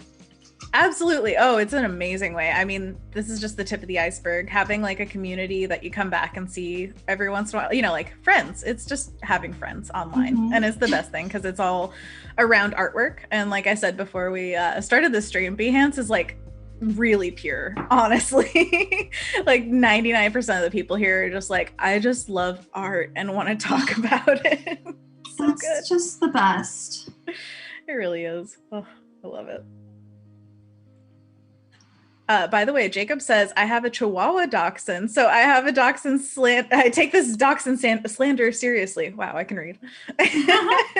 Chihuahua dachshund. That's so funny because that was everybody mentions the Chihuahuas and stuff like that. I've also met super chill Chihuahuas. So. Oh, yeah. Oh, my God. I've met so many sweet little Chihuahuas and Chihuahua mixes. Absolutely. Oh my gosh. My friend rescued a Chihuahua mix and he is just so full of personality, but like the silliest personality where it's just like this, I don't know. It's not even a ball of energy. He almost is like a gentleman. He's a gentleman dog, which I didn't know was possible, but he's always like, if you're trying to play with him with like a toy or something, he's like, please don't demean yourself with that riffraff. Oh my God. It's like I like to go for long walks and drink tea. Exactly, yes. Yeah, put tea in a little saucer for him. Oh. Yeah, it's quite. I love it. Anthony Jackson says, Behance is more friendly and collaborative. It really is. I love the idea that we could all collaborate here. I want to do more of that here. I think it would be great. Especially during COVID. you know, like we can't go to art shows. I used to go to like live figure drawing sessions, and I can't anymore. So yeah, it's cool to have an online community where you can connect with other artists. That's what I'm talking about. Yeah, I feel like I had that a little bit before streaming, but since streaming, there's so much more of a community because of just people knowing you a little bit more. So it's like the barrier to entry is knocked down because they're just like, oh yeah, it's you. Yeah. So we can all be friends now. It's so good. Reverb Mike says, how could anyone dislike a wiener dog? I know, seriously. Especially when you call them wiener dogs. It's like the Wienermobile. It's like when you see one, it's an event. Totally. Oh my God. My mom used to bring ours to the farmer's market, and man, that was just like, she couldn't walk 2 feet without everybody being like, can I pet your dog? And he was not the only dog there, you know, it was everybody bringing their pets. Oh, we even had just the best. They are. There were even people, we used to work the farmer's market as well. We had a plant stand. It was real fun. But there was a couple that came around with their parrots on their shoulder every Sunday. And we got to like see their parrots and get to know them. It was amazing. Oh, wow. Oh my God, that's so cool. Right? Oh, I love it. I love when people have exotic pets and I'm just like, whoa, I would never even think that would be a possibility. And look at you just like walking around town with your parrots or your snake or whatever. Absolutely. So and for parrots, it's like a lifelong companion. So they really love those animals. And we also had a house of reptiles. And so they would come and do like a show, not like a show. It was more like an educational, here are some reptiles kind of thing. So I got to like pet this giant lizard. I think it's a pagu. Pagu, I think. Hold a little, there was a boa, but it's like a small kind, and it loved to be curled around your wrist, and it was basically like a piece of jewelry, but it was an animal. Oh my God, little baby. So cute. I love it. And just a reminder for you guys also that we are currently drawing a piece that you can take part in. You can color this piece tonight after Kat has finished it. What would you call it? Inking or lining? What do you Inking, yeah. Inking. Excellent. Exactly. And this is for 2021, bringing in the year of the ox, the Chinese New Year's. We remember it was February 12th, right? Yes. Was it? Okay, yep. Fantastic. So you've got time. Is coming. Yeah. So it'll be, the coloring page that you get will be something like this. It won't have the sketch. It'll just have the black and white image. Beautiful. So I see a stray dot in here somewhere, which is a thing that happens all the time. What do you do? So then I go through all the layers and see, oh, it's on that layer. I found it, and now I can erase it. Yay. Absolutely. Okay. Well, I think the ox's fur is about done. Fantastic. I love that kind of texture-y, what do you call it? Like the handmade mark making. It just makes me so happy when it's a lot of a texture. Yeah, I agree. I really, like we were saying before, I like when things look a little bit human, and when there's like a shaky line here or there, I think it just adds to the piece. Absolutely. A variety of line weights and stuff, it looks, you can tell you did it with your hand, and that's special to me. So now background elements. So now I'm gonna work on these daffodils. I put everything on a separate layer, by the way. I'm kind of crazy about it. That's amazing. Sometimes I run out of layers and then I'm like, okay, I actually don't need to do this way, but it's like just in case. Absolutely. And I think that Fresco has like a million layers, so you can try. Let's get to the limit. Yeah, it really takes a while to get to reach the limit. The limit does not exist. So it's worth it. The limit does not exist. It does, but it'll take you a while to get there. Absolutely. By the way, we haven't talked really about your upbringing. What? Your history in art. Do you have any path that you took or anything to get to this point in your career? Sure. I mean, everyone does, right? You just landed here. You're born. Boom. Age. I was born yesterday. I'm 1 day old. Amazing. I'm from Buffalo. Yeah, thanks. I've learned a lot in the last 24 hours. I'm from Buffalo, New York. We just won a football game. Congratulations. The first time in 26 years that we've gotten this far. So I've never been a football fan, but I'm really excited because I love my hometown and they deserve it. And it's absolutely. Hope we go to the Super Bowl. Thanks.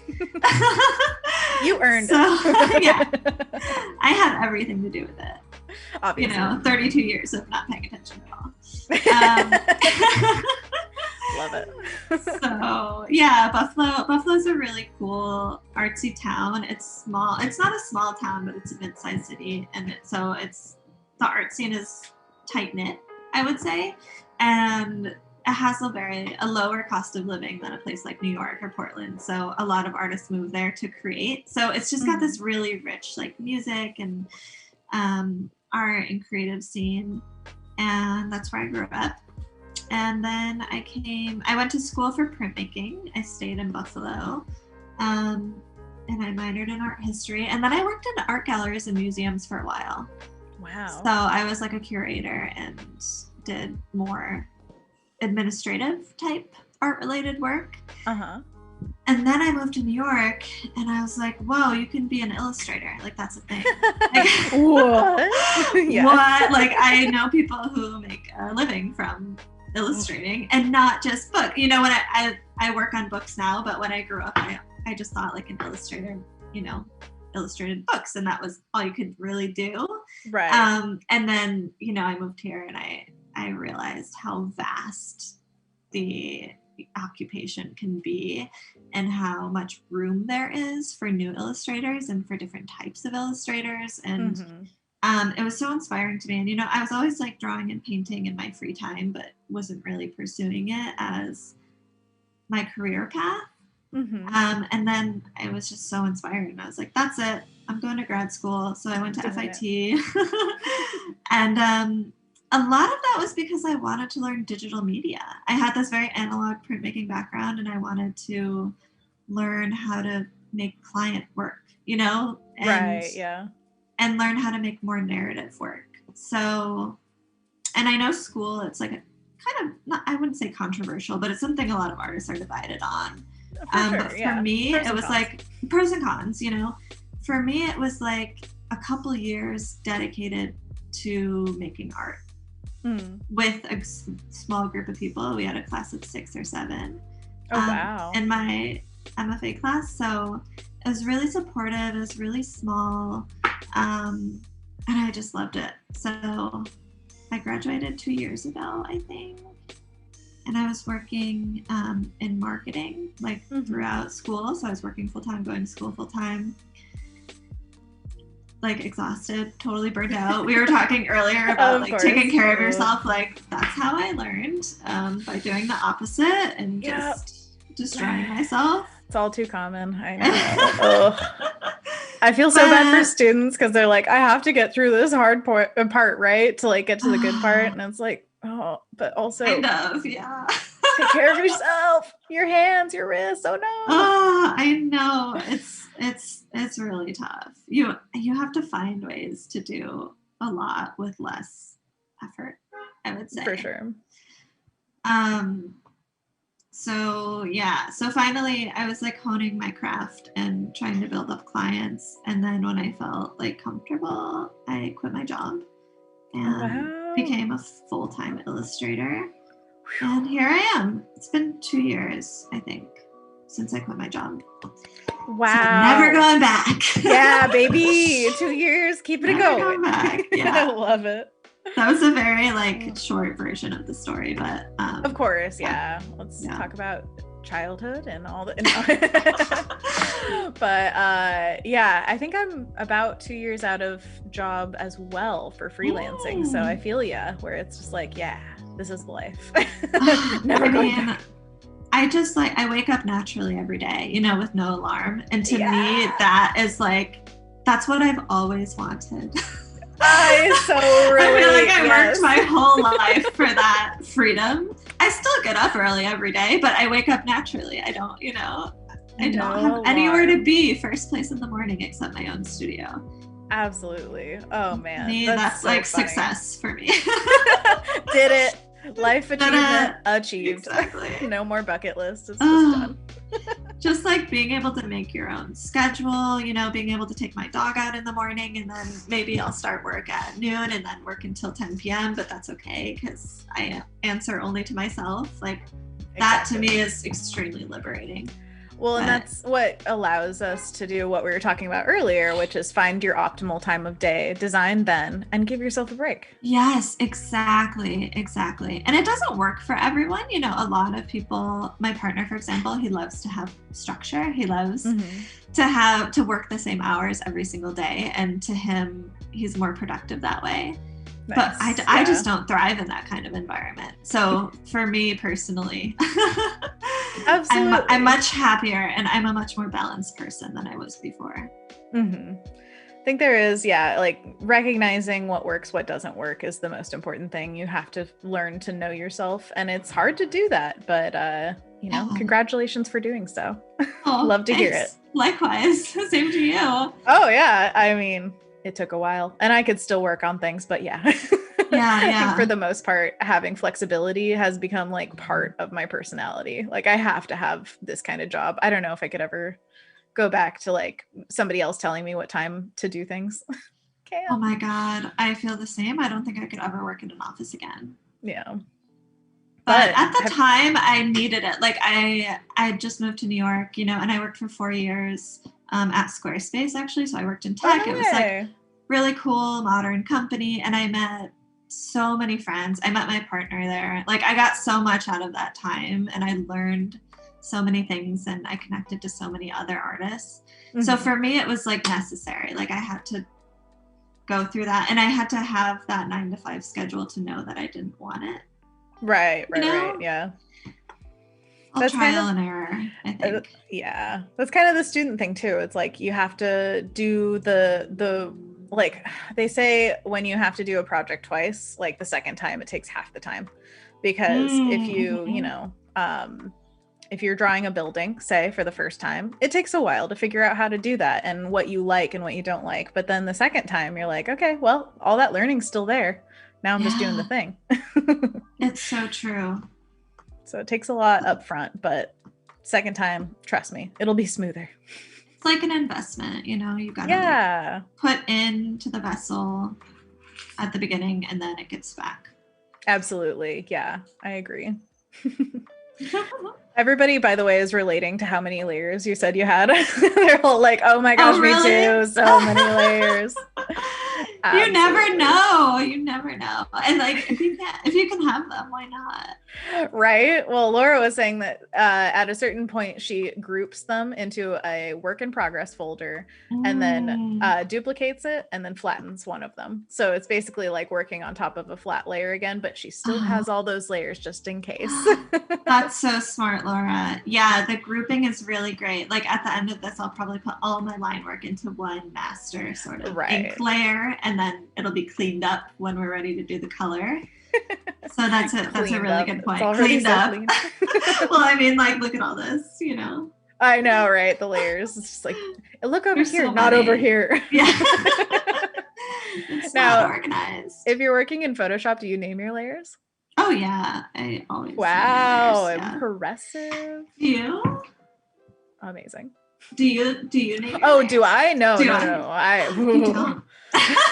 No, okay. So the only instance that I ever organize anything, honestly, is if it's client work, then I will do it. But if it's free time, no. I'm willy-nilly, new layer, flatten, paint on top, paint below, whatever. Anything goes. I respect that though. That's more free. I'm telling you, I thrive in chaos, but oh my God. There are definitely better ways to do things. But I was actually just talking about this with my best friend, Anthony. We were talking about how, you know, capitalism and society, all the deep things, but no, it's just small topics, you know, our regular Sunday night chat. But we were talking about how a lot of jobs force you to work faster in this goal of efficiency. And honestly, my goal is to take as long as possible on the things I love doing, because I want to live in that world. I want to live in the time that I'm having the best time in my life. So why rush it? Why say I have to be most efficient all the time? Because sometimes I just want to paint for hours, and I do. Why do you want to get that over with and move on to the next thing? Like, that's the fun part. Like, sometimes the fun part is doing little studies, and they're quick and they're fun. Like, nothing against that, but I'm saying, why would I rush myself if I'm having a good time and I don't need to rush? Yeah. So, that's I just think my we could idea. all, you know, benefit from having that way of thinking a little bit more. I'm telling you, it's New Zealand's way of thinking. Their tourism site says specifically, like, slow down, don't care about being the best in the world, enjoy your life. And I'm like, please take me, I love you. Oh, New Zealand, you're calling my name. Yes, do you have hobbits? Yes, exactly, I will be one of them. You got any of those leftover hobbit holes in the countryside? I'll make a home, it's fine, don't worry about it. Are you accepting new hobbit applications? If only. Oh man, everybody would move there. But, by the way, we have about 20 minutes left before we have to say goodbye today, but we are definitely going to be back tomorrow. So guys, we have loved having you. So come back and hang out again tomorrow. And after this, what do we have after this? Let's see. Oh, we've got, I believe, the Illustrator Daily Creative Challenge after us. So stick around if you're interested. And there is tons of streaming all day, every day here on Behance. So no matter what, you're in the right place. Yes. So maybe I'll show the color palettes now. Ooh, you have color palettes? Yeah. So I want you guys to tell me which one you like best. Oh yeah, and we have to pick a tagline, right? Oh yeah, we have to pick a tagline too. So we'll do that, and then if I don't finish all the inking today, I'll do it tonight so that I can share the coloring page, and then tomorrow we'll do color together. So here is one option for colors. Ooh, I love it. It's like earth tony. Yeah, it's earth tony. I'm kind of imagining her with reddish hair, so that's what these like reddish browns are down here. The ox could be blue. He could be this tan color. There's so many possibilities. Right. That's another like fun thing with animals in illustration is they don't have to be tied to reality. So yeah, we could have whatever colors, but I love this palette. It's so beautiful. Oh, so actually I wanted to show what inspired me to make this palette. So I got some stock images off of Adobe. Nice. From Creative Cloud. So I love Japanese prints. Yes. So I took a couple. So, I mentioned I was a printmaker. Japanese prints are like a huge source of inspiration for me. So I just pulled 3 that I really love. I'm going to bring these to the top so that you don't have to look at my line work over them. We love your line work. It works. Thanks. So these pinks I absolutely love. Gorgeous. And then I have this sort of like pond. This like pond image that I think is so gorgeous. Ooh. So you can take colors from anything, from any image. So I have a whole folder on my phone of photos I take of flowers. Love it. That's so and good. Then if I'm like at a loss for, new colors, I'll just pull directly from those photos I take. Nice. So of course you don't want to steal other people's color palettes, like be mindful of that, but you can always pull, a color or two from an illustration that you really love or from a photo that you take. You could take a picture of your friend and like pull the colors of their face and their hair and their eyes and create a palette from that. So absolutely. I do that all the time. Admittedly, black and white is my comfort zone. So really? Sometimes I struggle to come up with colors, but at this point I've built like such a huge database of colors that I love, from flowers and wallpaper and whatever it is that I might see. So you can just click the eyedropper tool and then drag this little circle icon color picker to where you want it, and you'll see the colors show up over here. Yes, and the color palette is so helpful in that case where it's just like, oh yeah, I want all the colors right here saved. Mm-hmm. Boom, there exactly. You can just save them all. And you can also do that on Capture. You can save color palettes. And then I always make these little swatches. Like, it's kind of redundant, but I just like to see it, you know, on paper. So that's where I took this one from. I think it was from this. Right? Yeah. It was from this one. And then, so that's the first color palette. It's absolutely gorgeous. I love it. Oh, thank you. Just, by the way, I'm gonna steal that. Steal it. I'll share it. Oh, I am gonna share these color palettes on Capture too at the end of tomorrow, nice. so you can borrow them. Yay. And then this is the second one. So this was inspired by the Pink Tigers. Ooh. And then I added these like skin and hair tones at the bottom. I like these orangey browns. So we'll call the first one number 1, and then the second one is number 2. So you guys, you want the chat's input? I would love your input. Yeah, chat, get to it. So is it just these 3? It's these 3. So 3, okay. Yeah, but I don't know. 1 and 3 are kind of similar, so maybe let's leave it to 1 and 2 to make it easy. So here's 1. Here's 1. And here's 2. Fantastic. By the way, Cody Bear wants to draw an ox character now, so you've definitely done that. Also, Jessica says, have an oxcellent new year. See what you did there? I see. I love it. Kendall says that she likes to add the colors to her palettes in libraries and then remind myself to work in a restricted palette. Do you ever restrict your palette? Mm-hmm. I do. I think I really respect artists who can work in like 3 colors. Right. I fully love lush and beautiful. And you're like, yeah. How? Like, how? How do you have all these shadows and highlights, but it's all orange? How did you? Seriously, I know. Oh, I love it when that happens, but doing it is very hard. It is. Yeah. Cody says 1, Kendall says 1, Martha says 1, Fairy says 1, Ooh. Laura says 1. Wow. Reverb says use all 3. And Laura puts said a good point. I can't say it, but she did. I really like the contrast in values as well as the color in number 1. Okay. Amazing. It sounds like we got a winner. Yeah, clear winner. Woo. Thank you all for voting. Yeah, thank you so much. So we're going to see these come to life then tomorrow. Excellent. And Charles says number 1. Number 1. As in you are number 1, Kat. Thank you. Oh, I'm number. Oh my god. You guys. So sweet. Oh, and Martha says stronger together as a tagline. I believe. Stronger together. Stronger together, and I agree. Okay, can you pull up the other taglines?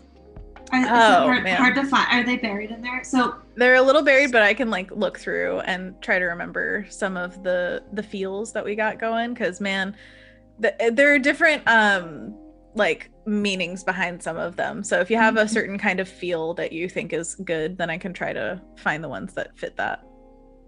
There was one that had to do with work. Oh yeah, I think it was like that I liked. There is much work to do. There's much work to do. And then like work together. I know that was one of them, but I will find the actual words. No worries. You're going to see my horrible handwriting. I'm writing them down. There's much work to do. I love it. Maybe we could even do like our year. It doesn't have to be complicated. Yeah. Stronger together. Definitely. What was it? Something about like women are the future. I can't remember what it was. The future. Something. Oxen are the future. Yeah. Yeah. Something. Oh, have an oxcellent ear. Eyebrows are on fleek. Clearly, that was a tagline. Was that a comment or tagline? Both. All right. I mean, these are great. Absolutely. And feel free, obviously, you know, we're working with the chat. So if you feel like if anything needs to change wording wise, you get to do that. Just let us know. You can also message me tonight or something. I'm going to do the lettering a little later, so I'll add it in. Laura said strong as an ox. Strong as an ox. Yeah. Love it. Laura says shaggy and saggy, but blooming free. You know, it doesn't have to be complicated. You know, straight to the point. Also, Eric was the one who said women to the rescue. Oh, yeah. Wait. I know, there's so much. Sorry, I'm just reading them. Oh, man. What was the shaggy one? Shaggy and saggy, but bloomin' free. Go, Laura. I love it. Also, I found the work one. Laura said, with time and work, we can rebuild. Okay, yeah, that was lovely. Okay. Maybe I'll combine all of these two. Absolutely. There's more that are like, 2020, we made it work. We can do it together, better together, things like that. So yeah, love it. Okay. Okay, cool. Thank you guys so much, chat. You've been absolutely wonderful giving us these taglines. So Laura says, winner is me! Because she submitted like 50 million. So thank you, Laura. Oh my God. Thank you, Laura. You're the best. Oh, I love it. Okay, we have 15 minutes left. Are we doing an artist spotlight? Tomorrow we will be doing an artist spotlight. Thanks for calling that out, because tomorrow we are going to highlight one of you guys, and if you want to submit yourself or some kind of or a friend or anybody that you just want to have their work spotlighted here on Adobe Live, there is going to be a tag above the chat tomorrow where you can submit their work. We already have one picked out for tomorrow, but for future spotlights you can definitely submit yourself or a friend or whoever you would like to highlight. Oh, sorry, go on. Oh, I just can't wait to see it tomorrow. Absolutely. Yes. It's so exciting. I love highlighting people and their amazing work. Also, today was the Daily Creative Challenge, but it was day 0, so there wasn't anything to create for the challenge itself, but the Daily Creative Challenges for Photoshop, Illustrator, and XD are continuing throughout the week. So if you want to jump on any of these challenges, it's a great way to learn these programs and just get yourself more tools in your toolbox, basically. And there is also a Discord where you can post your work, get feedback, ask for any help or tips. So we've got you covered every which way, baby. Jessica likes Laura's strong as an ox. Also, Cody is reminding Antonia that there is a version of Fresco that is free. Absolutely, you guys can have Fresco in your hands. If you've got an iPad, you got Fresco, baby.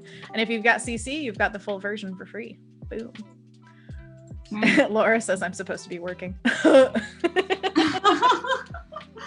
Too bad you're here. Oh my God. No, you can watch and work, you know? Watch and work. No one has to know.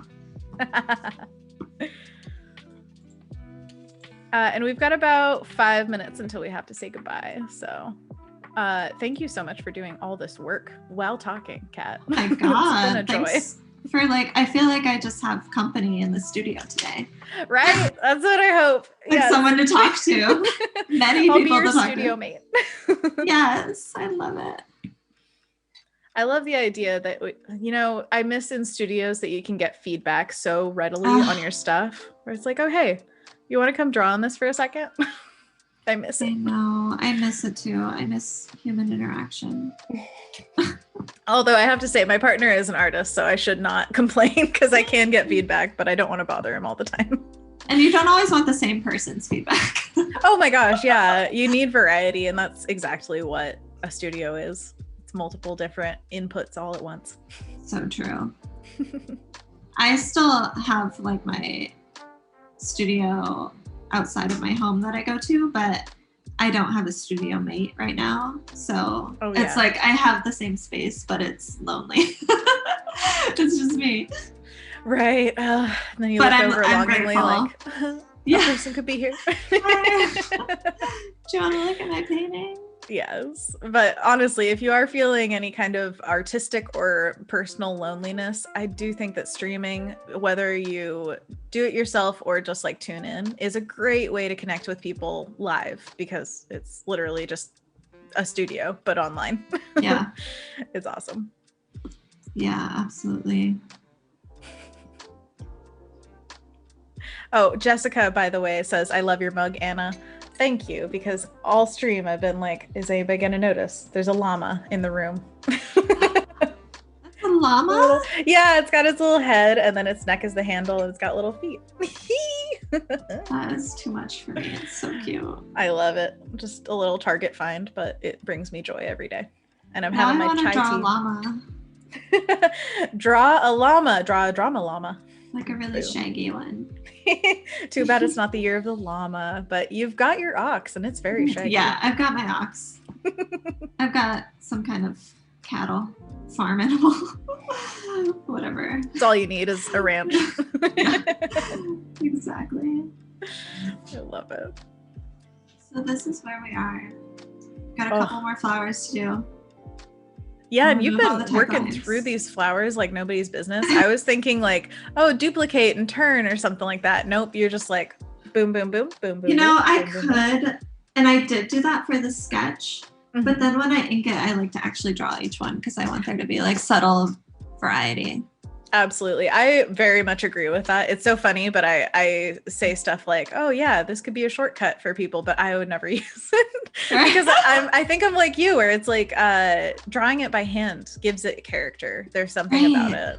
Just adds nuance. I totally agree. And even if they kind of all look the same from afar, there's like a spirit of hand doneness. You can definitely see that the piece gets, I think. Yeah. It feels like they're turning in space and they have their own little flow to them, which I absolutely I'm all about imperfection. Making things so look real. This looks perfect, but you know. Well, thanks. Everybody has their own feeling of what like imperfection is, but I totally understand like the uniqueness of everything being hand drawn, and I think there's also joy in it because I see you like drawing every little petal and it looks so satisfying. It is really satisfying. And especially when you like cover up the whole sketch, you're like, oh, like so pleased with yourself. It's done. I did every flower and now it's done. And that's where coloring comes in as like the most satisfying. For sure. Part. Oh, and I love daffodils. Are you going to keep those yellow or go? You know, well, we don't have like a true yellow on our palette. True, yeah. But we have this really nice one. Which maybe, or this one, I think could be a great daffodil color. Nice. Or maybe we'll add a yellow. You know, we don't have to be so rigid about it, but I think I would like to stick to Never. this. Outside the palette, wrong. No, it's a good opportunity to bring up, you know, how colors interact with each other and how it's more yellow based on the colors around it. Totally. We could also take a tone like this and make it brighter, you know, or like less saturated and see if we can get a nice yellowy tone from that. For sure. Ochre. Ooh, ochre. Good color naming. I'm actually reading a book. We'll have to talk about it tomorrow because it's color day. But it's The Secret Lives of Colors. And it's basically a history of a bunch of different pigments throughout time and like what they are, what they've been used in, what they were famous for. And it's fascinating. It's just like little chunks of history based around pigments. That sounds awesome. It's really fun. We had like a pop-up installation museum called the Color Factory here in New York. Maybe some of you went. But there was like it was all about color. It was like a museum of color. And there was one room where you could open these little doors and find different pigments. I think they assigned you a color at the beginning. But anyway, there was also history about the pigments and like the symbolism behind the colors and where they originated in the world. And it was so interesting. For sure. And it makes you appreciate, you know, we have all these colors at our tips digitally, but man, the old masters and everything. Oh my God. So difficult to get their hands on certain colors. And sometimes it would literally be a limited palette because you can't have everything. Right. Yeah. Grinding up stones and stuff. Laura says Color Factory was amazing. Did you go? Oh my God. It was so fun. I actually got one of the prints that's here in the background from the Color Factory. Ooh. Those little sausages. Little sausages. Oh, can't see them very well, but that's awesome. Yeah. Love it. Scott Pat is the artist. Ooh, makes really Scott great Pat. work. Laura put a link for the Color Factory into the chat. Thank you, Laura. Oh man. Also, we are about to wrap up here, but we will be back tomorrow to do all of this lovely coloring. So super happy to be here with y'all. Kat, would you like to call anything out as like a call to action for these fine folks? Would you like them on your website, on your Instagram, anything like that? Sure. Yeah. Check back on my website for the coloring page. Also, I'm going to share it in my Creative Cloud library. And if you want, you can color it tonight and then share it with me tomorrow. Amazing. So we completed basically almost all the lines on this page today, and tomorrow we are coming back to color it together. So if you guys want to be involved, just do it. Color the page. Just do it. Do your homework. So we will see you right here tomorrow. Stick around for more streams today. Have so much fun with the DCCs, and thank you all for being here. It's been a lovely little MLK day today with you, and thank you, Kat, for being our guest. Thank you so much for having me. Definitely. We'll see you again tomorrow. Okay. Bye.